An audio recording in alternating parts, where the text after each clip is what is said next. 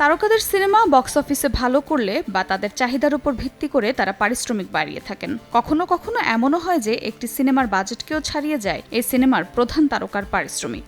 ভারতে বর্তমানে দর্শকপ্রিয় তারকার পাশাপাশি নির্মাতাদের পছন্দের অভিনেতার একজন রামচরণ। আর সেই চাহিদাকে পুঁজি করেই এবার ফের নিজের পারিশ্রমিক বাড়িয়েছেন রাম।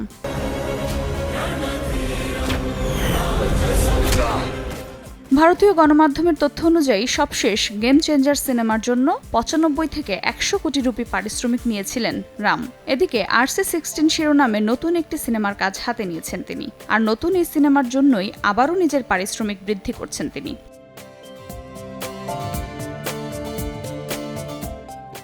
জানা গেছে সিনেমাটির জন্য ১২৫ থেকে ১৩০ কোটি রুপি পারিশ্রমিক নিচ্ছেন এই অভিনেতা, যা বাংলাদেশি মুদ্রায় দাঁড়ায় ১৭০ কোটি ৮৭ লাখ টাকারও বেশি। আর এই আকাশচুম্বী পারিশ্রমিক বাড়ানোর ফলে বলাই যায় বর্তমানে তেলুগু ফিল্ম ইন্ডাস্ট্রির অন্যতম একজন ব্যয়বহুল তারকা এখন রামচরণ।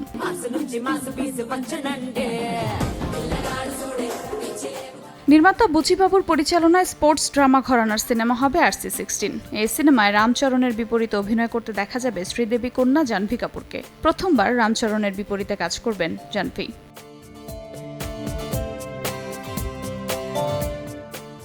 এদিকে রামচরণের আসন্ন সিনেমা গেম চেঞ্জার। নির্মাতা S শঙ্করের বিগ বাজেটের এই সিনেমায় একজন শর্ট টেম্পার চরিত্রে অভিনয় করবেন রাম। আর তার বিপরীতে রয়েছেন কিয়ারা আদভানি। সিনেমাটি মুক্তির তারিখ এখনো জানা না গেলেও এই সিনেমার শুটিংয়ের বেশ কিছু ছবি ও ভিডিও এখন ভাইরাল নেট দুনিয়ায়। আফরোজা মৌটুসী, সময় সংবাদ, ঢাকা।